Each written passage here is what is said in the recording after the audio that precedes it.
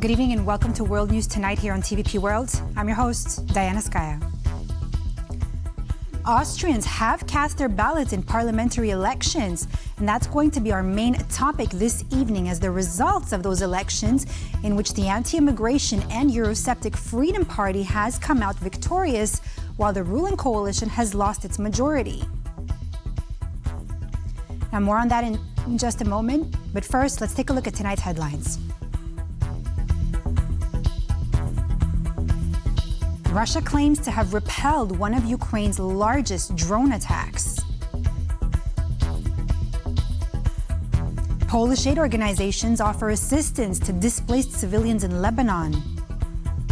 And the 46th Warsaw Marathon saw thousands of runners test their mettle in the Polish capital today.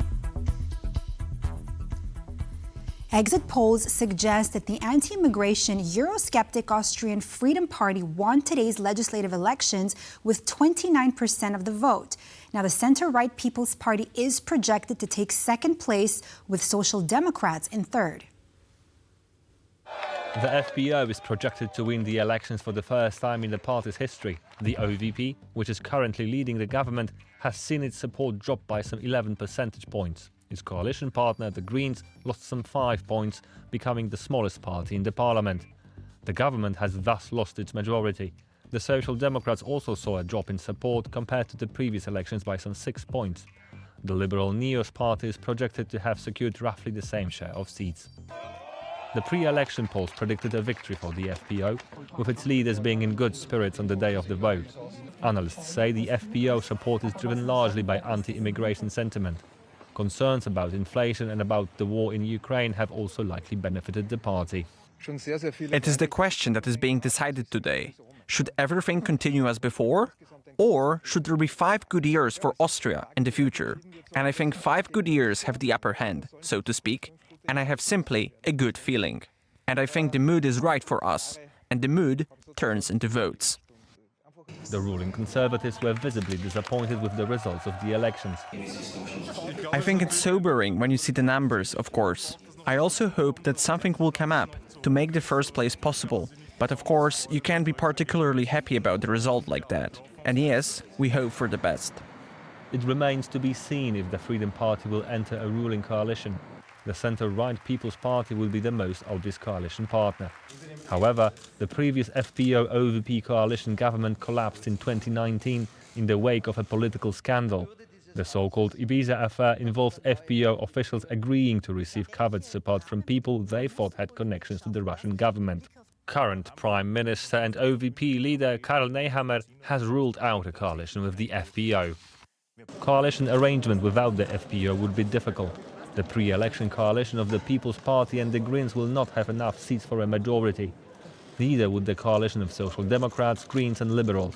A broad coalition of the People's Party with Social Democrats and either Greens or Liberals is also possible. Russia claims to have downed more than 100 Ukrainian drones overnight in one of Kyiv's largest attacks in the war. Now, joining us from the Ukrainian capital is our correspondent Oz Chatterjee. Good evening, Oz. What more can you tell us about this morning's attack? Good evening. Yes, this was one of Ukraine's largest attacks on Russia since the war began, with the Russian Ministry of Defense reporting that they shot down 125 of Ukraine's drones. Now, Russia claims to normally shoot down 100% of the drones, but normally we also end up seeing videos, user-generated content on your screen showing what appears to be a hit, a strike of some sort, rather than a successful interception. This has been part of Ukraine's campaign to degrade Russia's war machine, to target its oil refinery facilities, and in recent weeks, targeting more ammunition dumps further afield in the back line of Russia. So yes, this will be seen as part of that. Now, consequently, Ukraine has also suffered attacks today, with 14 people being injured at a building in Zaporizhia that was targeted by 10 Russian glide bombs. Zaporizhia was targeted by 10 Russian glide bombs. That's according to President Zelensky earlier on today. Today also marked the 83rd anniversary of the Babi Yar tragedy. Oz, just very briefly, how was this marked in Kiev? So President Zelensky attended a memorial for the 34,000 Jews that were murdered within 48 hours during the Nazi occupation of Kiev. And he spoke out about the atrocities then and now and talked about leaders who rely on intimidation and violence and the atrocities they can commit. So powerful memorial service tribute today by Ukraine's Jewish president. An intense day for Kiev. Thank you so much, our very own correspondent, Oz Chatterjee. Stay safe. The Czech ANO party has claimed victory in the partial Senate election, securing 8 of 27 seats that were for the taking in the final round of ballot. Now, the ruling coalition, comprising 5 other groups, has managed to retain a majority in the Senate. The largest opposition group, led by former populist Prime Minister Andrej Babiš, has won almost a third of 27 seats that were for grabs in the 81-seat chamber, though the leader of the ANO party is aware that the election results cannot give him much for now. He is still content with its outcome. We are very happy. For the first time in history, we won the Senate elections. I think that everyone who knows how to count knows that if we got 9 out of 27, that we won. As it later turned out, the ANO party won 8, not 9 seats, and the ruling coalition's majority remains stable. But against the backdrop of the recent landslide victory of the ANO party in the Czech regional elections, the Senate electoral results should be a wake-up call for the government. Czech MEP Tomáš Zdechovský of the ruling coalition said in an exclusive interview for TVP World. For us, it's only the signal that Andrej Babiš and his ANO party will have it more and more seats if current coalition will not something do with the communication. Though the ODS party, led by Czech Prime Minister Petr Fiala, was able to defend only 5 out of 10 seats it had had before, the politician underscored that the primary objective of the coalition was to stem the tide of populism, which they seem to have succeeded in doing. The goal we had in these elections was clear. We declared it several times, and it was to defend the Senate as a key safeguard of democracy from left-wing populists. And I think the results are clear. Unlike the ODS party, the party of mayors and independents, which is more embedded in regional and local politics, gained more ground, bringing 6 new names into the Senate. This is a result of the fact that we were able to present and nominate strong personalities for these elections, who all did very hard work not only in these Senate elections, but also have a very strong regional connection. They are successful regional politicians. The election results might also be a sign that the Czech voters want more stability in these turbulent times. I think Senate will be much more conservative than before, and it's a very important signal that people don't want and doesn't like new progressivist parties. Also, progressivists, communists, socialists didn't take any power. Though the upper house of the Czech parliament doesn't play as pivotal role in the legislative process as the lower chamber, the Senate is key for adopting constitutional amendments and approving high court judges. Rescuers in Nepal are searching for survivors after heavy rains have triggered deadly floods and landslides. Now, the disaster has claimed at least 150 lives, but this figure is expected to rise as many are still missing. Now, for a second day, Nepali rescuers combed through mud and scrap seeking signs of life. Now, in one devastating instance, worried onlookers and family members watched as rescuers retrieved dozens of bodies from 2 buses swept away by a massive landslide on the main route to the capital, Kathmandu. Now, the Himalayan nation has closed schools for 3 days. Local meteorologists have confirmed that the rainfall which has caused the disasters in the capital's region is the most intense it has been in more than half a century. A Holy Mass at Brussels Stadium concluded Pope Francis's visit to Luxembourg and Belgium. Now, during the Sunday service, the head of the Catholic Church called for a ceasefire in Lebanon and reiterated his regret over the clergy's sexual abuse scandals. Pope Francis's visit to Luxembourg and Belgium comes at a time when Catholicism is on a rapid decline in Western Europe. The Sunday Mass was well attended, but the Pope was also met with reserve and criticism during his visit. On Friday, he was confronted by both the King and the Prime Minister of Belgium about the cases of sexual abuse of children in the Catholic Church. During today's Mass, Pope Francis again expressed his regret over the Church's handling of these scandals. Everyone will be judged, and there is no place for abuse and covering up abuse. I ask everyone not to cover up abuse. As attacks intensify in Israel and Lebanon, the Pope also called for a ceasefire in the Middle East. I ask all parties for an immediate ceasefire in Lebanon, in Gaza, in the rest of Palestine, in Israel, and for the hostages to be released. During his stay, Pope Francis met with victims of sexual abuse and refugees, among others. This visit to the Benelux countries, which ended on Sunday, marks his 46th trip abroad since his election as Pope in March 2013.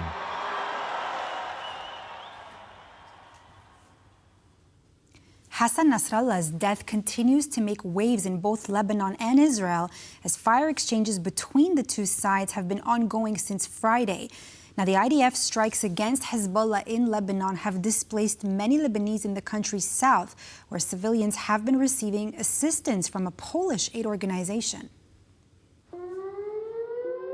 Israel's Iron Dome worked all night intercepting Hezbollah's rocket attacks, which came in the wake of Nasrallah's death. Surprisingly, however, the retaliation strike was smaller than expected. Across the border, however, smoke can be seen rising over southern Lebanon and the capital of Beirut. Due to the ongoing bombardment, many Lebanese civilians have been displaced. A Polish Center for International Aid has stepped in to help. When the Israelis have stepped up their aerial bombardment campaign, reaching very deep into the territory of Lebanon, and this has caused a displacement of approximately 110,000 people who fled from southern Lebanon predominantly towards Beirut. Over the last 2 days, many of these refugees and their hosts fled to the north. The second wave of displacement started on Friday night, Saturday morning, after the bombardment of the Hezbollah headquarters in Beirut. That created a panic that has led to displacement of approximately hundreds of thousands. We can't tell right now how many people fled Beirut. It's still too early to say, but what I can tell you is that those people are arriving in the area where PCPM operates in northern Lebanon. And PCPM has been tasked by the Lebanese authorities to provide comprehensive humanitarian assistance to the refugees from southern Lebanon arriving in a designated zone in northern Lebanon. Our first focus is to provide them with food. Many of those people have been on the run for days. They haven't eaten properly. So we are operating a communal kitchen. And from this communal kitchen, we are feeding hundreds of people every day, providing them with 2 hot meals per day. Thousands of Israeli troops have been deployed to the Lebanese border in recent days. Many see this as a sign of a potential land invasion. A SpaceX capsule meant to return stranded astronauts from the International Space Station is set to reach the station just before midnight. Now, it was launched on Saturday, and 2 NASA astronauts are currently stuck on the space station after their Boeing capsule was deemed unsafe. 3, 2, 1, ignition. Full power. The Crew 9 mission is carrying 2 astronauts, Nick Hague and Alexander Gurbunov, short of the usual 4. The 2 remaining seats will be used on the return flight by the 2 stranded astronauts. The flight is currently scheduled for February. Sunita Williams and Batch Wilmore arrived at the station in June aboard a Boeing Starliner capsule, which was subsequently deemed unsuitable for a return journey. When you push the edge of the envelope again and you do things with spacecraft that have never been done before, just like Starliner, you're going to find some things. And in this case, we found some things that we just could not get comfortable with putting us back in the Starliner when we had other options. Boeing's technical issues led to Williams and Wilmore having to remain in space for 9 months, instead of scheduled 8 days. And Sonny and I are honored Now, the Warsaw Marathon kicked off in the Polish capital today for the 46th time. Now, it's one of the biggest such races in the country. The Warsaw Marathon is one of the few marathons in the world that has been held continuously since 1979. On Sunday, runners participated in its 46th edition. But this year's run also marked another anniversary, a century of marathons in Poland. 100 years ago, 8 brave men set off on a marathon from Rembertów. Now it is a district of Warsaw, and previously it was a town near Warsaw. The event keeps growing every year. Along with the marathon, there was also an additional run of 10 kilometers. In total, we have 15,000 people running here. The Warsaw Marathon attracts advanced and beginner runners alike. For many, it was a breakthrough event. My husband ran, and his dream to run the marathon. It's his first marathon, so we are so excited and we are so happy to be here. I feel really emotional because I've got a marathon PB, so I'm so happy. And it's my first time in Poland. It's lovely and welcoming, really great race. This year, the marathon was won by Levente Semerai from Hungary in the men's category and Olga Niźnik in the women's. The course records for both categories were not broken this year. Now, Austria's legislative elections exit polls are in, and they're sparking significant discussions. Now, the exit polls indicate a major shift in the political landscape. And today, we're joined by Piotr Andrzejewski, Institute for Western Affairs, to explore the key outcomes of the election, the potential formation of a new government, and what this could mean for Austria's future and the EU. Good evening, sir. Thank you so much for being with us here this evening on World News here at TVP World. Thank you for inviting me. Sir, so it's quite a big day for Austria. The exit polls are in, and the Austrian Freedom Party, the FPO, seems to have secured 29.1% of the vote, marking its first ever win, if we can call it that. Now, what does this say about the current political landscape in Austria? I mean, how significant is this victory historically for the FPO? We have the exit polls, but at the same time, we already have almost 83% of the votes counted in Austria, with the exception of the biggest cities, which include Vienna and which include Graz. So if votes will be counted from the big cities, I believe that the results of the Freedom Party of Austria, the FPO, will be slightly lower, but it will not exceed one percentage point, at least. So it might be slightly lower. Even now, we see that from the exit polls, compare the exit polls with the votes counted, it's slightly lower. But nevertheless, we have to say that this is a historical win for the FPO party. They have exceeded their historically best result in the year 1999, at the time under the populist politician Jörg Haider. So now Herbert Kickl has achieved a victory that was not and a result that the FPÖ did not have for a very long time. But the question remains: is this enough to actually come to power and to govern Austria? Right, so you just mentioned Herbert Kickl, the chairman of Austria's Freedom Party. I want you for a moment just to take a listen to a quote that he was heard as saying. Yes, we are talking about a gigantic security risk because we are bringing Islamization into the country. None of this has fallen from the sky. It has been politically engineered, so to speak. And now it's a question of how we can reverse the trend.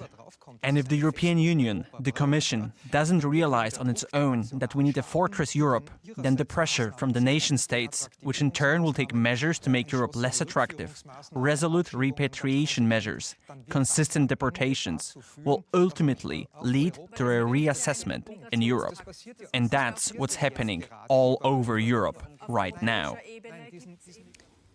So, sir, as we heard him say, talks about Islamization and the rest. Now, a lot of the Austrian Freedom Party's success is reportedly, of course, many analysts are saying this due to his anti-immigration stance. Now, what can you say about this? How has the party managed to capitalize on that issue? What details can you give us about this? The anti-migrant stance of the FPÖ is something that has been growing and developing for the last 20 years. It's one of the staples of this party. They have also added other critiques of the political system of Austria and the European Union. They are highly critical of the European Green Deal. They are highly critical also of the European support towards Ukraine. These were the three most important topics. What is even more important that they have been several times in power already, and they have shifted the discourse, the political discourse in Austria to the right.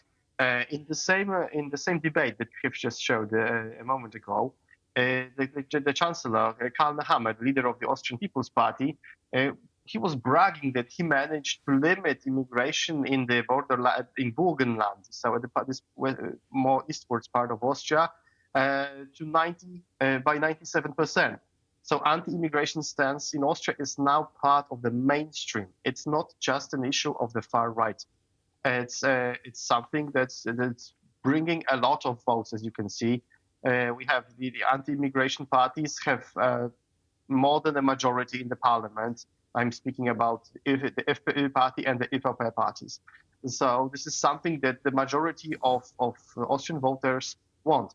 At the same time, this anti-immigration stance, it has repercussions and it influences international policies, because Austria is the last country that is withdrawing their vote to allow Romania and Bulgaria to join the Schengen zone. Austria is saying that it's because they are letting too many migrants to pass through their countries, and they end up in Austria. So it's not only a problem within Austria; it's becoming even international. Sir, and you also mentioned Ukraine just a few moments ago. How would you say that the war in Ukraine played into the election results between all the parties? Well, the fact is that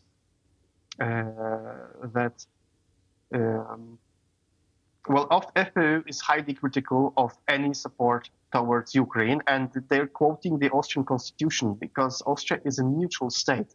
It is written within the constitution, and the understanding of the neutrality by the FPÖ is very, very limited. And it means Austria has a tradition of being of active neutrality. So a neutrality is engaged. It's engaged diplomatically, but it's also engaged in humanitarian help in Austria. So at the same time, we have problems with the budget. They have problems with high levels of state debt, and the FPÖ party, they want to limit further that simply by stopping any help to Ukraine. And I want to say that Austria isn't really helping that much in terms of their possibilities that this economy has. It's a rather wealthy country, and they're only sending humanitarian help, and they help to rebuild certain hospitals or schools or kindergartens, and they send non-lethal help, so medical assistance. And it's not even comparable to what, for example, the little Baltic states do, like Latvia, Estonia, and Lithuania. But at the same time, it's an easy way to gather some points. Austria has traditionally been more Russian-friendly or Russian-understanding than other European states. And it's a thing of not just the last 5 or 6 years. It has been ongoing for decades. So there is a possibility to capitalize politically on a more pro-Russian stance in Austria. I was just going to ask you that. What kind of shifts and changes could we see in Austria's EU policies? I mean, you're talking about Russia and possibly of going a little bit more pro-Russian, but what about it changing also EU policies, to be more specific? Well, we have this new plan that was presented by the former Prime Minister of Italy and the former President of the European Central Bank, Mario Draghi. And the key issue that Draghi said in his report is that Europe needs to invest a lot of money in its innovativeness and to become competitive.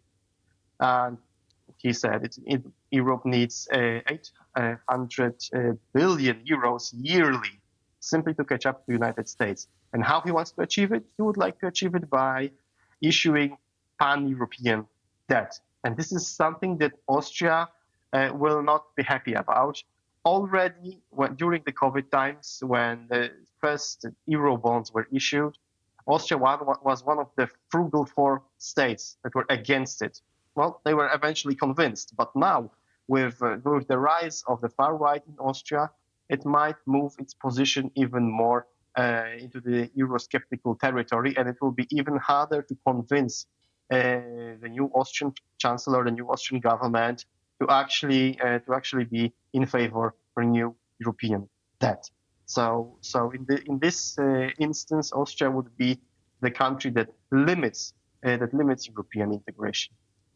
And since you're talking about debt, let's focus on that financial aspect. What specific solutions could you say the FPO offered to address inflation and the economy overall, and to gain these voters' votes? Well, they had these populist ideas that first of all they want to save money by stopping the help going to Ukraine, and at the same time they want to stop any kind of developmental help that goes to the countries in the global south. So this is one thing. Other parties, they had the Social Democrats, they simply want to tax the rich. This is what their leader Andreas Babler said. And at the same time, we have Karl Nehammer from the Austrian People's Party, who wants to incentivize people to work. He wants to limit taxations on people who work overtime and people who work when they reach a retirement age. So he wants to put more value towards the working people. So there are several ideas that will be probably discussed during the formation of a new ruling coalition. But which type of ruling coalition it will be, only time will tell, because all options are on the table. But I have to highlight it that the FPÖ and Herbert Kickl, the winner of tonight's evening, will have a very hard time of forming a coalition with the People's Party. It's going to be a very rough road, simply because Karl Nehammer does not want Kickl to be in charge. In Austrian political culture, the winner should take the position of the Chancellor of Austria, so the Prime Minister. And this is something that is not acceptable. It's not acceptable for Karl Nehammer. It's not acceptable for the Austrian People's Party. And this would mean that Herbert Kickl would have to step down. Will his ego suffer this, and will he be able to actually step down as the leader of the party, not become chancellor, in order to enable FPÖ to come to power with the IFAP coalition? We will see. I'm actually quite skeptical about this development. And just very briefly, sir, a last question to you, because we're very short on time. You mentioned the People's Party. I'm looking at the numbers here, and it definitely saw a significant drop in support. Correct me if I'm wrong. It lost 11 percentage points. What led to this decline, very briefly? Well, I'm actually old enough that I remember that this was normal levels of support for the Austrian People's Party, and the last elections were the result of the so-called Ibiza affair, with the leader of the FPÖ, Heinz-Christian Strache, being recorded talking with a representative of a Russian oligarch to influence the Austrian media market. And this led to a significant drop in popularity of the FPÖ. And 10 percentage points of voters moved from the Freedom Party to the People's Party. So the last electoral result was an exception. It was not the rule. And now simply the levels of support have reverted to their previous levels that they were on 8 years ago. So there's actually nothing special about it. But of course, another affair of Sebastian Kurz, this time former councillor from the People's Party, also contributed. So we had two affairs. One, of Christian Strache, that led to the decline of the FPÖ and the rising star of the ÖVP party, the People's Party, and another affair reverted those results back. And we're back to where we were 8 years ago. Thank you so much, Sir Piotr Andrzejewski, Institute for Western Affairs, for your input on Austria's parliamentary elections. Thank you so much for being with us here on World News Tonight on TVP World. Thank you very much. And that's all for this edition of World News Tonight here on TVP World. I'm Diana Skaya. Thanks for watching.